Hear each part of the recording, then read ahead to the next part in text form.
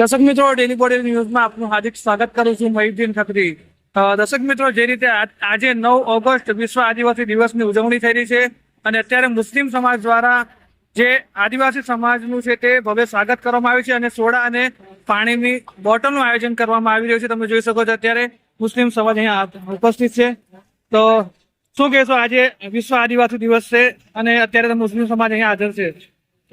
વિશ્વ આદિવાસી દિવસ નિમિત્તે સમસ્ત છોટાઉદેપુરના મુસ્લિમ ભાઈઓએ ઠંડા પીણાનું વિતરણ કરેલું છે. દર વર્ષની જેમ ઠંડા પીણાનો પ્રોગ્રામ અહીંયા આગળ રાખીએ જ છે અને આમ આ વર્ષે પણ રાખ્યો છે. સમસ્ત આદિવાસી ભાઈઓ અને બહેનોને છોટાઉદેપુર મુસ્લિમ સમાજ તરફથી ખૂબ ખૂબ અભિનંદન અને બિરસા મુંડા જયંતિને નિમિત્તે પણ ખૂબ ખૂબ અભિનંદન. અમે અહીંયા આગળ એમનું ફૂલ દસ્તા અને ઠંડા પીણાથી સ્વાગત કરવા માટે અહીંયા આગળ ઉભા રહેલા છે. શું કહો અમજદભાઈ? વિશ્વ આદિવાસી દિવસ સાથે છે જે ભારત દેશમાં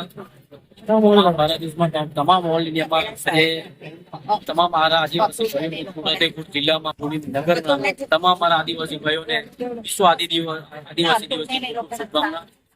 આજે છોટાઉદેપુર જિલ્લાના બોડેલી નગરમાં મુસ્લિમ સમાજ તરફથી દર વર્ષની જેમ આદિવાસી રેલીની અમે સ્વાગત કરવા માટે અલીપુરા ચોકડી પર ઠંડા પીણા અને ગુલાબના ગુલદસ્તાને લઈને અમે વિશ્વ આદિવાસી દિવસની રેલીનું સ્વાગત કરવા માટે અલીપુરા ચોકડી પર ઉભા છે. તો મારા તમામ નગરના છોટાઉદેપુર જિલ્લાના આદિવાસી ભાઈઓને વિશ્વ આદિવાસી દિવસની ખૂબ ખૂબ શુભકામના, શુભેચ્છા.